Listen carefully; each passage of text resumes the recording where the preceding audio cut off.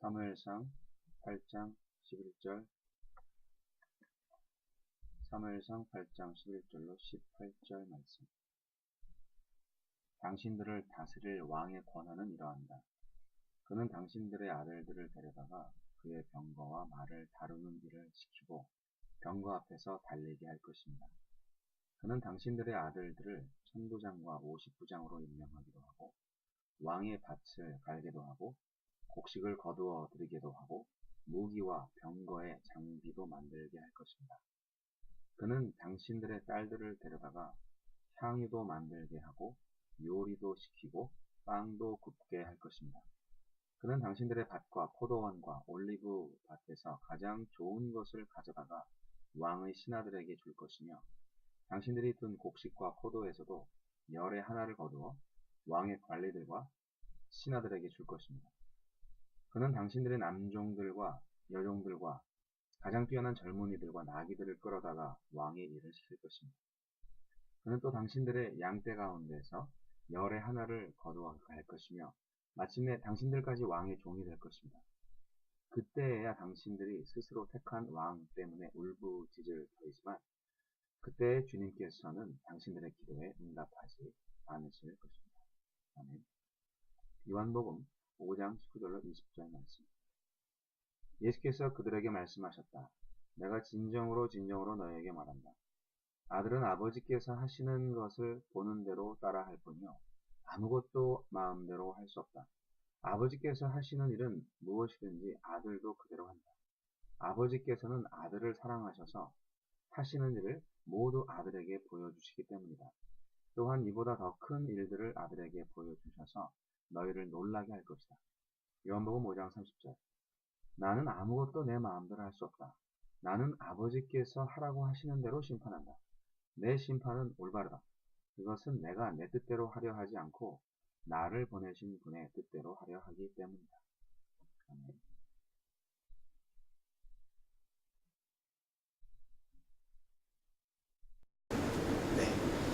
귀한 말씀 주시면 감사합니다. 오늘은 영적 리더십이라는 제목으로 하나님의 말씀을 선포하고자 합니다. 이 사무엘상 8장 내용은 당연히 사무엘 선지자가 살았던 시대입니다. 이때는 이스라엘이 아직 부족국가 시대를 면하지 않았던 때입니다. 근데 이웃 나라들은 다 왕정 시대로 돌입한 지 오래된 시기였기 때문에 겉으로 볼 때는 굉장히 화려합니다. 왕이 멋진 그 갑옷, 수고 뭐 이런 거 하고 이제 장식을 하고 아주 튼튼하고 위험 있는 모습으로 빵빠레를 올리면서 그 전쟁으로 나가는 그 모습, 행진하는 모습, 그 대열이나 여러 가지 것들이 딱 보기에는 너무너무 멋있는 거죠. 이런 전통은 오늘날 모든 나라의 국가의 군대에 다 있습니다. 저 중학교 때요, 얼마나 체육 시간에 그런 걸 시키는지 모르겠어요. 체육 시간인데 체육복을 안 입고 새까만 교복을 입은 채로 이 행진을 하는 거예요. 우영 앞으로 이까, 좌영 앞으로 이까, 뒤로 돌아이까, 이거를 열병이라고 하는데 이게 완전히 군대 훈련이거든요. 그런 일제의 군대식 교육이 아직도 남아 있었던 1980년을 보냈습니다, 제가.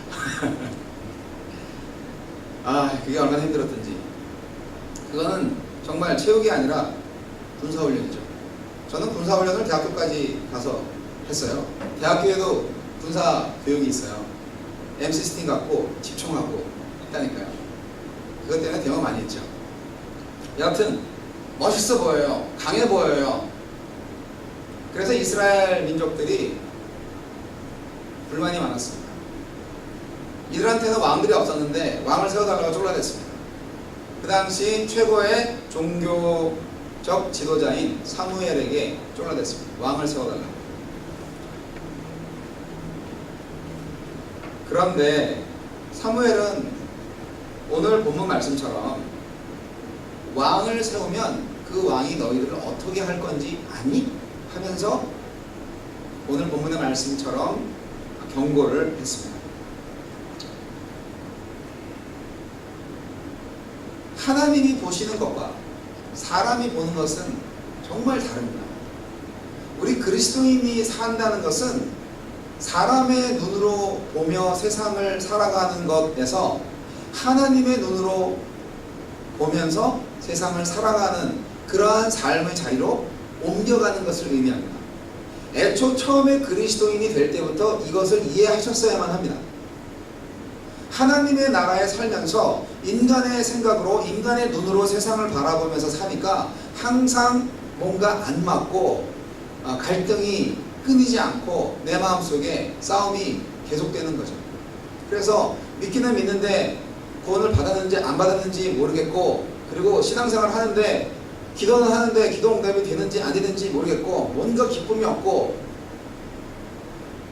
남들은 저렇게 잘 나가는데 나는 예수를 믿으면서도 왜 이렇게 잘 안 되는 거야, 매사에 불통인 거야, 그런 불만이 나올 수 있는데요. 그 이유는 바로 내가 하느님의 세상에 살면서 하느님의 눈으로 세상을 바라보지 못하고 하느님의 마음으로 생각하지 못하기 때문입니다. 세상은 똑같아요. 근데 우리가 믿기 전에는 세상의 세상이었고 믿은 후에는 하느님의 세상이었던 것을 알게 되는 것입니다.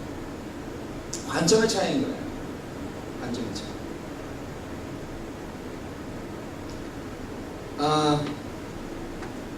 어제 저랑 같은 침대를 쓰는 한 여인이 말했습니다.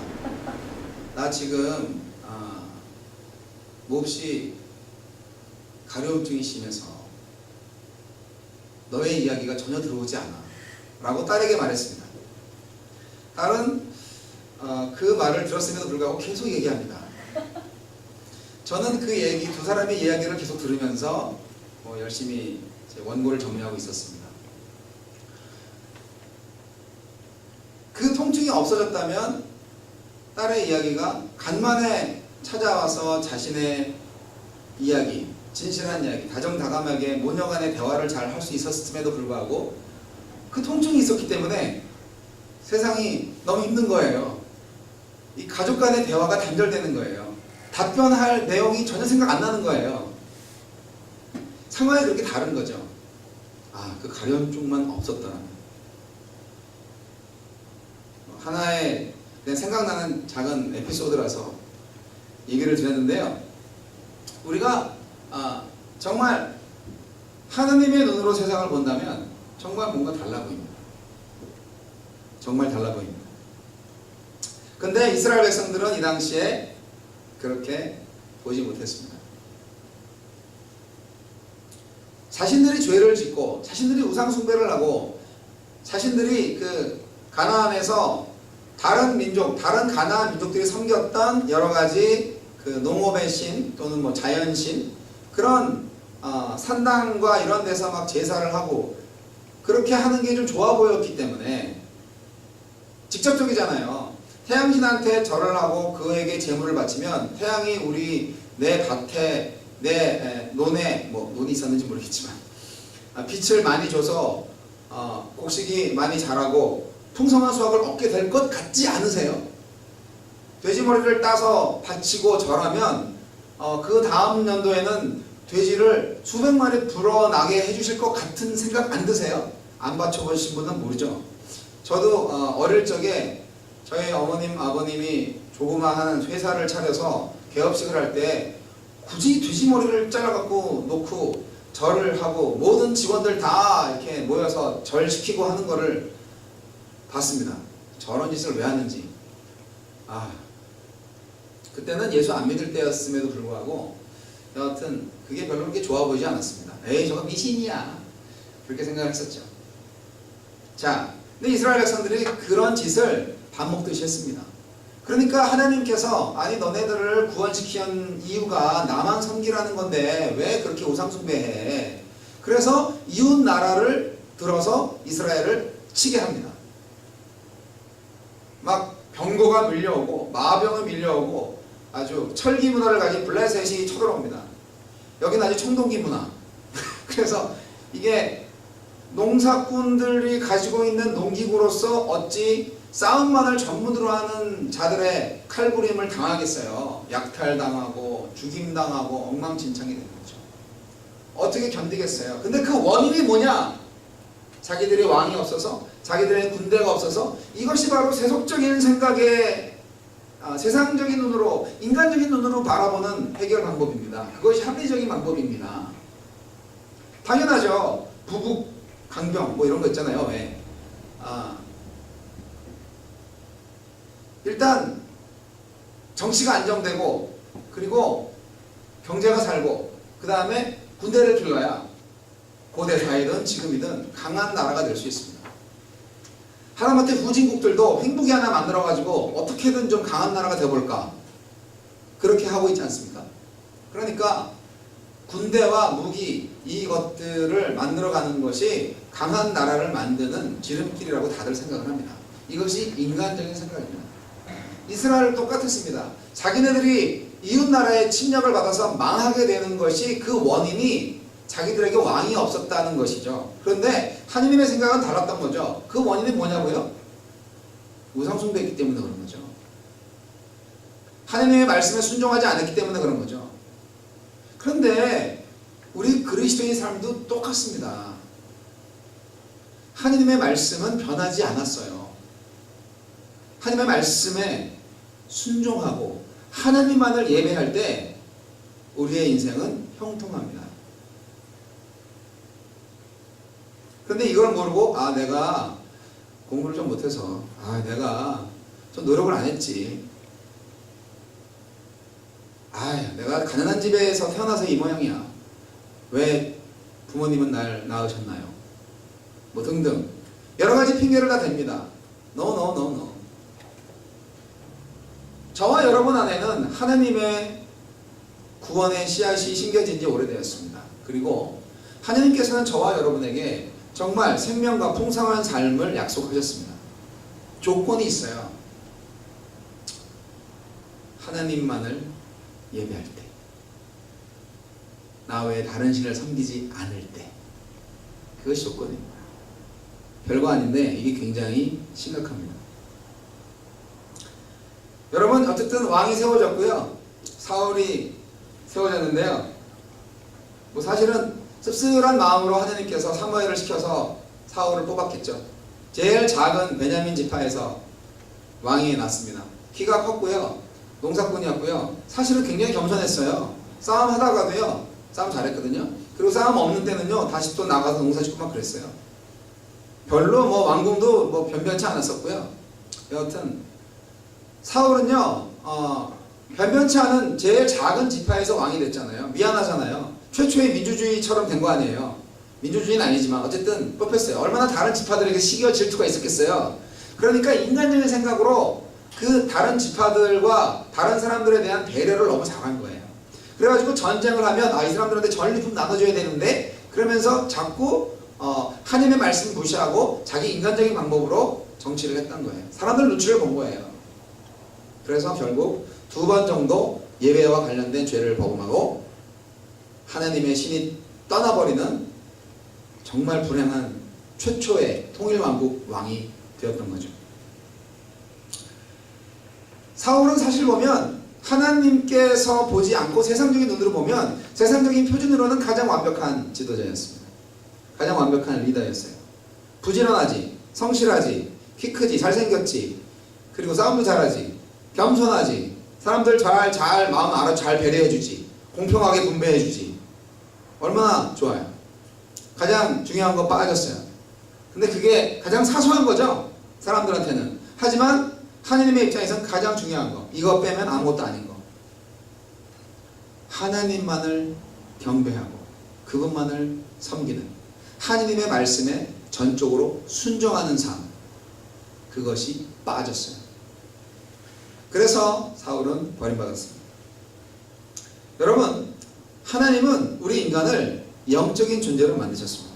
오늘 말씀을 나누고자 하는 교훈의 제목이 영적 리더십입니다. 하나님을 경험하는 삶이라는 그 성경 공부 교재의 저자인 헨리 블랙거비가 2003년도에 이제 그 번역돼서 나온 영적 리더십에서 저는 많이 참고를 해서 오늘 말씀을 전해드리는 건데요. 똑같은 말씀입니다. 성경 공부 시간에 나눴던 그 진리와 같은 어떤 말씀이냐면 결국 하나님이 하신다는 거예요. 내 마음대로가 아니라 하나님 마음대로 하신다는 거예요.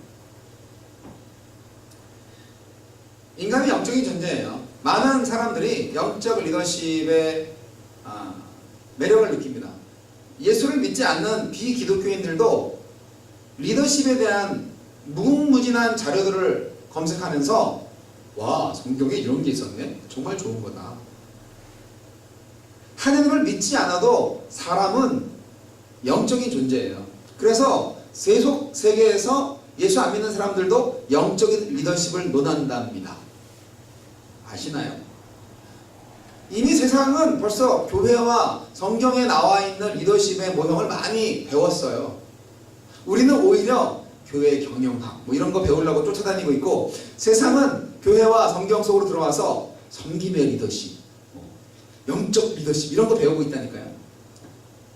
서로 가까워 가는 것 같지만 교회가 지금 거꾸로 가고 있다는 것을 의미합니다. 결국 스킬을 원하는 건데요. 세상은요. 영적 리더십은 그렇게 돼서는 되지 않아요. 여러분, 우리가 하느님을 경험하는 삶을 배울 때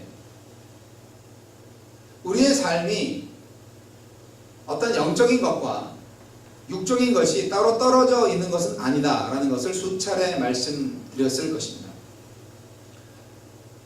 주일날 예배하는 것, 지금 이 시간에 예배하는 것처럼 예배하는 것만이 경건한 것이고 영적인 것이다.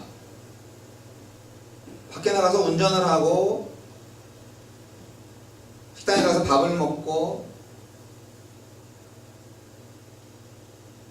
많은 사람들과 만나서 여러 가지 이야기를 할 때, 일을 하고 또 심지어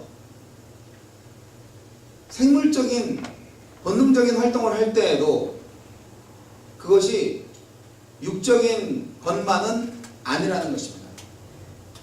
영과 육은 하나이기 때문에. 그렇다고 뭐 제가 볼일을 볼 때에도 거룩하게 좀 보시라고 그렇게 말씀드리고 싶은 것은 아닙니다. 이 거룩한 것과 세속적인 것이 따로 떨어져 있지 않다는 것을 제발 말씀드리고 싶은 거예요. 내 안에 하느님이 있고 내가 하느님과 교통하고 있다면 그것은 거룩한 것입니다. 그러나 하나님을 경험하지 않고 있고 하나님 중심적으로 살고 있지 않다면 아무리 예배를 드리고 있어도 그것은 거룩하지 않은 것입니다. 지난 주일에도 제가 이 일이 예배다라고 말씀드린 적이 있을 거예요. 예배를 삶같이, 삶을 예배같이 라고 말씀을 열심히 했더니 갑자기 예배 의식에서 삶으로 확 바꿔져 가지고 너무 좀 황당하고 조금 형이상학적인 그러한 좀 감이 안 오는, 너무 넓게 개념을 잡은 것 같아서 좀 이렇게 잡히지 않았던 것 같은데, 이 일이 예배입니다 라고 좀 정해보니까 조금 축소되는 것 같지 않으세요? 내 직업, 내가 하고 있는 일, 이런 것이 예배라고? 그러면 예배라는 것은 하느님과의 만남인데 내가 일할 때 하느님과 대화하고 있나? 하느님이 이 일을 시키셨나? 하느님이 이 일을 기뻐하실까? 이 일을 어떻게 할 때에 하나님이 영광 받으실까? 공부도 마찬가지입니다. 학생의 일은 공부이기 때문에 공부가 예배인 것이죠. 네. 영적 리더십은 바로 그런 의미에서 제대로 우리가 깨달아야 할 것이 하나님의 뜻을 이루는 리더십입니다. 하나님 중심적으로 하나님 말씀에 순종하는 리더십이 영적 리더십입니다. 많은 사람들이 리더십을 영향력이라고 얘기합니다. 심지어 어떤 사람들은 자기가 하고 싶지 않은 일을 잘 설득해서 좋아하게 만들고 하게끔 만드는 그 힘, 그런 게 리더십이라고 얘기하는 사람들도 있습니다. 사실 많은 사람들이 그렇게 하려고 그러죠. 하긴 싫은데 저 분명히 하고 싶어 하지 않을 거야. 어떻게 하면 하게 만들까? 그런 것들을 열심히 연구하고 가르칩니다. 예를 들어서 설거지를 좀 시켜야 될 것 같은데 어떻게 하면 설거지를 시킬 수 있을까? 협박을 해? 아니, 뭐 좀 돈을 준다고 꼬실까? 아니, 그냥 사정할까? 등등 여러 가지 방법이 있을 거예요. 그런데요, 하나님의 리더십은 뭘까? 딱 생각을 했을 때는 그냥 그런 여러 가지 방법들이 다 사라집니다. 그 문제에 대해서 하나님께서 어떻게 하실 것인지, 어떻게 하기를 원하시는지를 안다면 그냥 그렇게 가면 되는 거예요. 굳이 그렇게 마음 신경 쓸 필요가 없습니다. 결과는 여러분 상상에 맡기겠고요. 사실 이 리더십은요, 제가 교회를 이제 세우고 제가 세운 게 아니라 하나님이 세웠다고는 하더라도 어쨌든 하나님이 저를 시키셨으니까 이게 잘해야 되잖아요. 근데 그 3번 이사를 하면서 이게 내가 인생이 참 집도 이사를 결혼하고 나서 1년에 한 번씩 이사했는데 교회도 이렇게 이사를 자주 다니냐. 한국에서도 개척하고 나서 이사를 그 개척교회 3년 동안 거기도 한 번, 2번, 3번, 4번, 5번 이사했구나. 그랬다니까요. 그래서 이게 좀 이사의 은사를 타고난 것도 아닌데 또 한편으로 생각합니다. 그게 뭐 중요하냐. 네가 어디로 가든 하나님이 함께 계시고 하나님이 인도하신 거야. 너는 한 군데 있으면은 보여서 섰기 때문에 자꾸 움직여야 돼. 그런 생각을 하게 만드시긴 합니다. 이건 제 개인적인 생각이니까 여러분에게 적용될 수 있지 않을 수도 있습니다. 여하튼 제 스스로가 일주일 동안 또 이전까지 업앤다운을 경험하면서 제가 신학교에서 만났던 어떤 목사님, 김병규 목사님이라는 분이 있어요. 이분은 저보다 먼저 신학대학교를 이제 졸업했어요. 신학대학원이죠. 지금 제가 다니고 있는 뉴열랜드 침례신학교. 그러고 나서 목사 안수를 받았어요. 미국에서 받았습니다. 저도 가서 축하해드렸고요. 그리고 저와 똑같이 우리 조지아 침례교 협의회의 그 처치 플랜팅 담당 목사님한테 미국 교회 예배당을 빌려 쓸 수 있는 곳이 있으면 빨리 알려주십시오. 리퀘스트를 했었습니다. 그런데 이분이 우연찮게 저랑 전화통화를 하게 돼서 한번 만나서 이야기를 들어본 결과 1년 동안 기다렸습니다. 근데 연락이 안 왔습니다. 너무나 답답해서 1년 동안 제가 한국에서 가져온 그런 선교 자금들 이런 것들 다 까먹었습니다. 지금 아무것도 남지 않았습니다. 너무나 답답해서 제가 직접 이 퀸앤 카운티에 있는 모든 교회 이메일을 보내고 제가 20군데 이상 교회를 다녔습니다.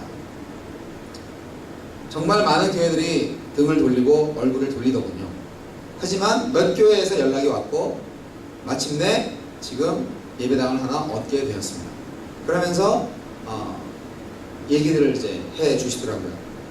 그래서 그때 그 목사님 말씀을 들었을 때 나도 그래야 되나?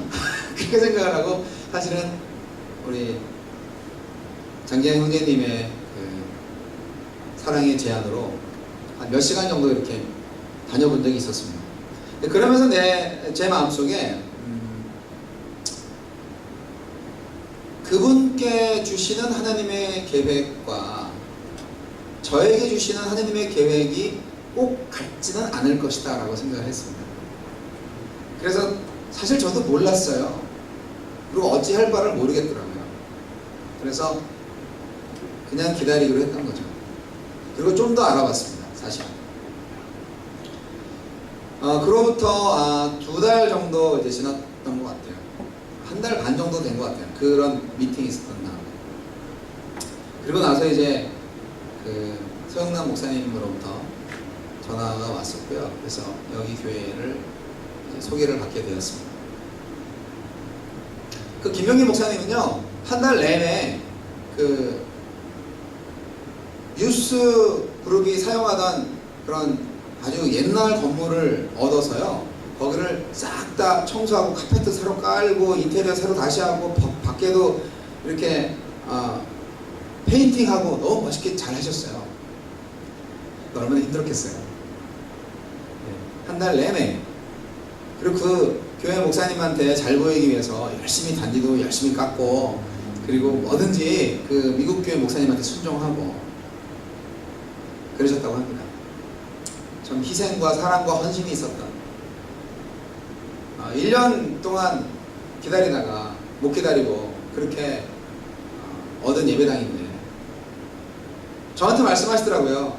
예배당이 좀 더 제대로 만들어지면 그때 오겠습니다. 좀 번듯한 예배당에서 예배드리고 싶습니다. 그리고 왔던 성도들이 가버리더래요. 예수님은 제자들한테도 자기처럼 아버지 하나님과 대화를 잘 할 수 있기를 바랬습니다. 그래가지고 제자들한테도 나를 본 자는 아버지를 봤다 라고 얘기하면서 아버지와 대화할 수 있는 길을 열어주셨어요. 12제자는 영적인 세계가 점점 깊어지면서 예수님이 그리스도임을 알게 됐고요. 그리고 예수님은 그 역시 이 제자들이, 특히 베드로가 주는 그리스도의 살아계신 하나님의 아들이라고 고백할 수 있게 된 그런 결과를 보면서 참 장하다, 너 역시 넌 내 제자야, 내가 좀 잘 가르치지, 그렇게 자만하지 않으시고, 바요나 시몬, 너는 복이 있다, 너에게 이것을 알려주신 분은 사람이 아니라 하늘에 계신 나의 아버지시다, 그렇게 인정하셨습니다. 즉 예수님은 그렇게 알게 해주신 이가 하나님이라는 것을 알고 계셨던 거예요. 예수님 얼마나 멋진 교사셨어요. 잘 가르치신 분이었죠. 비유도 잘 드시고. 근데 그 모든 명철과 지혜가 하나님으로부터 온 것이고요, 하나님의 계획에 순종했을 뿐이라는 거예요. 예수님은 아버지 하나님의 구원 계획을 이루려고 오셨어요. 그분은 아버지가 계시해 주신 대로만 순종하신 분이에요. 아버지의 뜻대로 십자가 달려 죽으시고, 아버지의 뜻대로 부활하셨고, 아버지의 뜻대로 승천하셨어요. 예수님은 자기가 언제 재림하실지 몰라요. 우리 아버지만 아셔.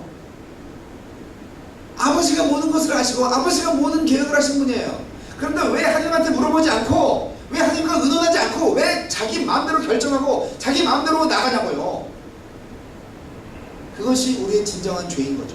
그것이 우리의 불통의 원인이 되는 거죠. 그것이 이스라엘 백성들이 외세의 침략으로 엉망진창이 된 살육을 당할 수밖에 없는 그러한 원인인 거죠. 우리가 왜 물질적으로 어려움을 당하고, 우리가 왜 친구들 관계가 끊어지고, 왜 우리 마음이 상하고 배고프고 헐벗고 굶주리는지 그 원인을 잘 알아보세요. 왜 먼저 하나님 마음대로 하지 않고 내 마음대로 하려고 했냐는 거죠. 하나님의 이름으로 내 계획을 추진하려고 하셨냐고요. 그것이 우리가 신앙생활을 하는 데 있어서 똑바로 분별하고 고쳐가야 할 부분입니다. 예수님의 모범은, 예수님의 리더십은 그분의 방법론에 있지 않습니다. 예수님의 리더십은 결국 전적으로 아버지의 뜻에 대한 절대적인 순종의 리더십입니다. 저와 여러분 역시 순간순간마다 하나님 아버지의 말씀에 순종하시는 리더십을 발휘하시기 바랍니다. 그것만이 정답입니다. 주기도문에 그런 말이 있잖아요. 뜻이 하늘에서 이룬 것 같이 땅에서도 이루어지기를 원합니다. 여러분, 현대 리더십 리더도 말하고 있다고 합니다. 훌륭한 리더는 먼저 팔로워라는 거예요. 추종자래요. 영적 리더는 하나님이 자기 리더임을 아는 사람입니다. 리더가 자기 조직을 만들고 방향을 전하는 것이 아니라 하나님께서 계시하신 모든 뜻을 잘 간직하고 순종하는 것입니다. 그것이 진정한 영적 리더십입니다. 사실 궁극적으로 리더는 아버지 하나님밖에 없는 거죠. 하나님이 하시려는 비전은 그분께 있습니다. 그래서 이제는 비전을 가져라, 꿈을 가져라, 뭐 이런 거 조금 자제하시고, 하나님의 꿈이 뭔지, 하나님의 비전이 뭔지, 하나님의 계획이 뭔지 먼저 알아가시기 바랍니다. 하나님의 꿈을 이루는 것이 나의 비전과 꿈이 되어야 합니다. 그러려면 뭐 어떻게 해요? 하나님은요, 그 리더들한테 하나님 자신 대신에 큰 꿈을 꾸라거나 뭐 큰 비전을 가지라고 하지 않아요. 그냥 하나님은 나랑 놀자, 나랑 대화하자, 하나님의 생각을 알려주길 바라세요. 그건 말씀 기도밖에 없고요. 환경 교회를 통해서 하나님이 뭐라고 말씀하시는지를 잘 들어야만 합니다. 저와 여러분이 하나님과 정말 친밀한 관계를 갖지 않는다면 저와 여러분의 인생은 평생 불통일 겁니다. 친밀한 관계만이, 관계 리더십이라고 하는데 관계만이 진정 우리 인생의 답인 것입니다. 온 세상 그리스도인들이 이 순간 당장 자신의 뜻과 목표와 야망을 버리고 하나님이 보여주시는 것에 철저히 순종한다면 이 세상은 어떻게 되겠습니까? 아주 세상이 발칵 뒤집어질 것입니다. 가능합니다. 그 사람 교회는 그것을 위해서 태어났습니다. 초대교회처럼 말입니다. 할렐루야. 기도하겠습니다. 자, 이 시간 말씀을 생각하면서 함께 잠시 헌신과 결단의 기도를 하겠습니다. 내가 주님, 이제까지 나의 계획을 세우고 나의 비전을 세우고 내가 뭔가 해보려고 나의 지도력을 발휘하지는 않았나요? 하나님 뜻을 먼저 물어보지도 않고요. 이제는 주님께 먼저 모든 것을 의뢰하고 주님과 친밀한 관계를 회복하고 주님 안에 거하며 주님을 경험함으로 하나님의 꿈을 꾸는 자들이 되기를 원합니다. 함께 기도하시겠습니다. 하나님 아버지 감사합니다. 왜 이스라엘 백성들이 그 많은 고난을 당했는지, 왜 나라를 뺏기고 왜 비참한 죽음과 모든 고통을 당했는지, 하나님의 약하신 성민이라 하면서 왜 그런 더 큰 고난을 주셨는지 주님 알게 하심을 감사합니다. 주님, 우리의 모든 삶이 주님 손에 있음을 고백합니다. 주님의 의를 이루기 위해서, 주님의 뜻을 이루기 위해서, 이 땅에 참여 하나님의 통치가 이루어지는 하나님의 나라를 이루시기 위해서 저희를 불러주시는 감사합니다. 그 소명을 온전히 깨닫고 그 일을 이루시는 하나님만을 바라보게 해주시옵소서. 그래서 주님만을 믿고 의뢰할 때 우리의 모든 형통의 삶을 더하시고 하나님의 놀라우신 사랑과 은혜가 충만할 줄 믿습니다. 주여 우리를 인도해 주시옵소서. 주여 주를 알게 해 주옵소서. 고마우신 하나님 감사합니다. 우리의 모든 삶이 주님의 손에 있음을 고백합니다. 예수 그리스도께서 겟세마네에서 기도하셨던 것처럼 내 뜻대로 마옵시고 아버지의 뜻대로 하는 나의 인생이, 즉 하나님의 나의 인생이 되게 하여 주옵소서. 예수님 이름으로 기도합니다.